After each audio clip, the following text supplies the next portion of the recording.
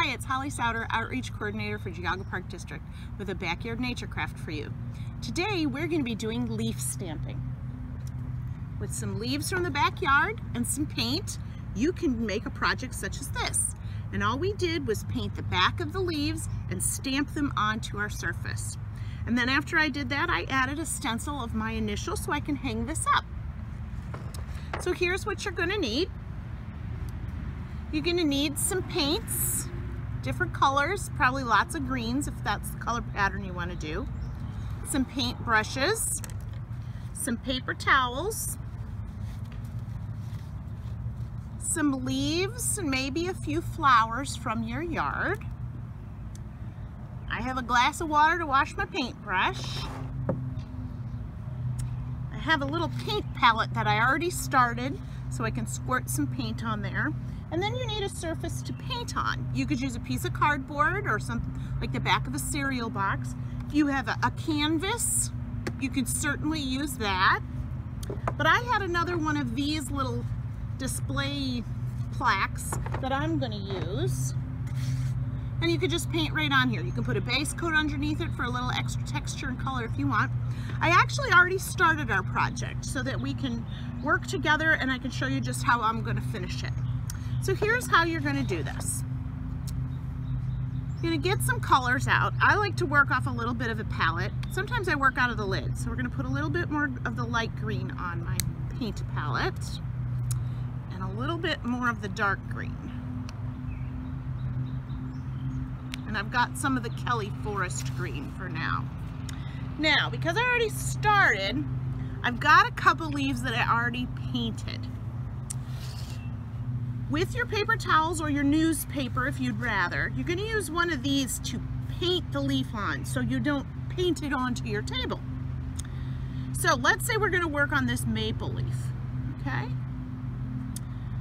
So I'm going to take my brush and I'm going to put that maple leaf right here. So I want to do a little bit of tone on tone of colors. So I'm going to get my paintbrush and I'm going to get a little bit of this Kelly green too.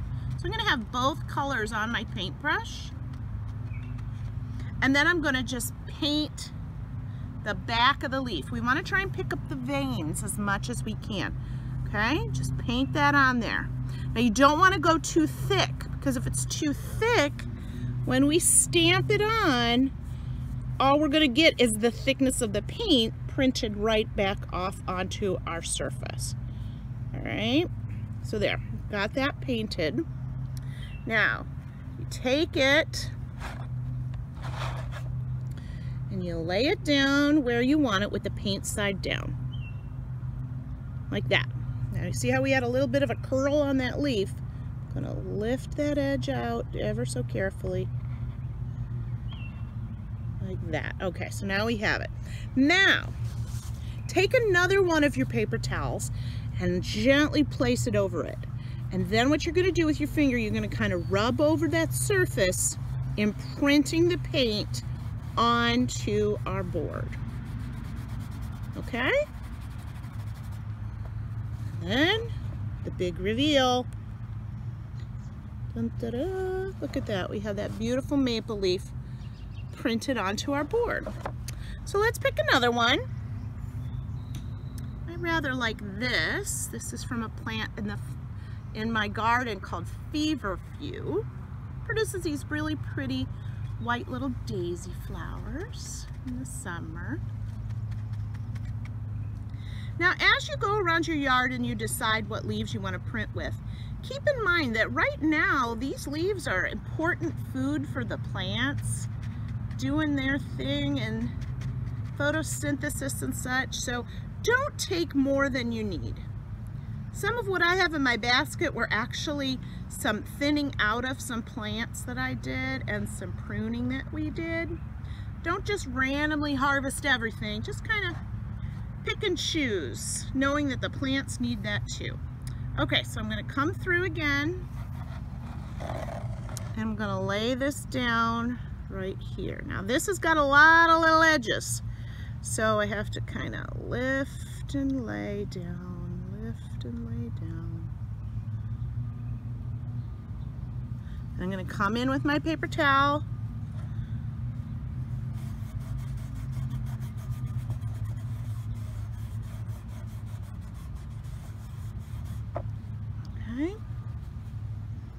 And I left the stem on this, but I'm not painting the whole stem. Then it kind of gives me a nice handle to lift off. Ready? Here's the big reveal. Ooh. Oh, look at that. That came out really nice, real lacy. Looks like I need one more, so I'm going to take one of these. I think this is from my crabapple tree. And it looks just like my color palette. Maybe I need a nice dark one. But again, make sure you don't put too much paint on or it just turns out kind of blobby. I can see I've got too much paint on this one right now. So I'm just going to keep kind of taking it off now. And some leaves have more pronounced veins right now than others. I've usually done this project like here. I did this in the fall with fall leaves that had already come down and they're dried a little more so the veins have popped out a little bit. Right now everything's nice and fresh and plumped full of water. So it's a little different, but you can do this any time of year. So I'm going to rub over that leaf.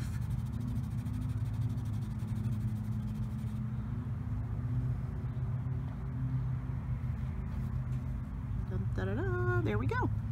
You can see how we made that print. And you can see it, you know, a little bit thicker amount of paint. I didn't pick up the veins quite as much. It's a fine line. You'll get it. You might want to practice stamp some on an extra piece of paper or even your paper towels for that matter. All right, so now I've gone all the way around, but I want to add a little punch of color. So I've got this geranium that fell off my plant when I planted some geraniums the other day. It has a nice bright red. Shake up my red a little bit. And I'm going to just dip out some red paint from the cap. Not too much.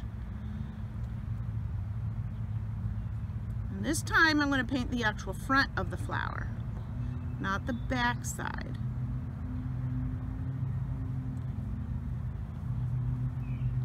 Oops, well, you don't want that to happen, but I'll show you how we can fix that. The flowers are very hard because they're especially fragile. See, my petals are all falling out. So here's what we're going to do instead. We're just going to rebuild the flower. So I want to put that red geranium down at the bottom. Put one there, and one there.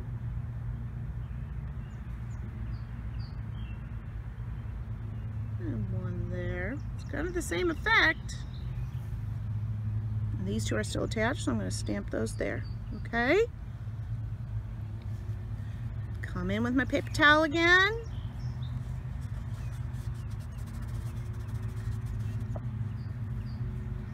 And now we're going to lift it off.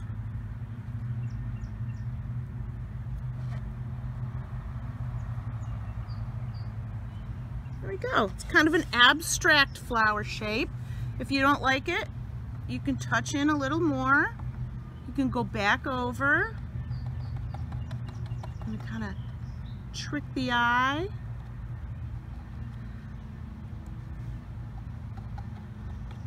A little dry brush to fill in that gap where it didn't print.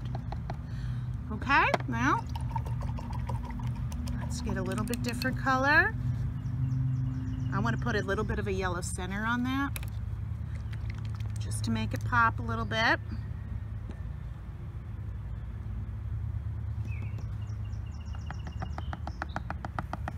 Just going to stencil a little bit right there. Just a little dry brush up and down. And now I've got a beautiful flower right there. So you could keep going through with little punches of flower color or just an extra leaf, however you want. I think when I'm all done and this is dry, I might come through with the stencil again and add a stencil right in the middle, and then I could hang this up on a wall.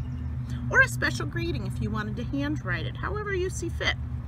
Another way that you can use this technique is you could make some pretty note cards.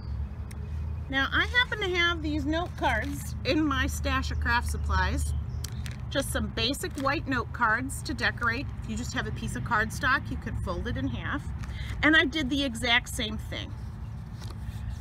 I took a big leaf, in this case it was this one, stamped it on, and then I painted a little, I stamped a little flower in there. Here's that feverfew. that came out very pretty. And then you can do the exact same thing. You can just take a nice leaf. I'll do one more for us.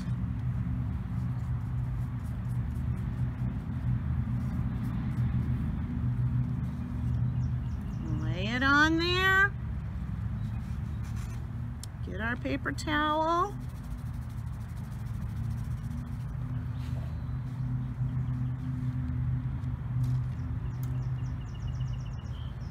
And there we have a beautiful leaf. We could add some little bits of color and however you want to decorate it, and you can make a lovely set of nature note cards, a little more practical application for it. So however you decide to use leaves and flowers as paint stamps from your backyard, I hope you have a good time trying this backyard nature craft. Thanks for watching. Have a great day.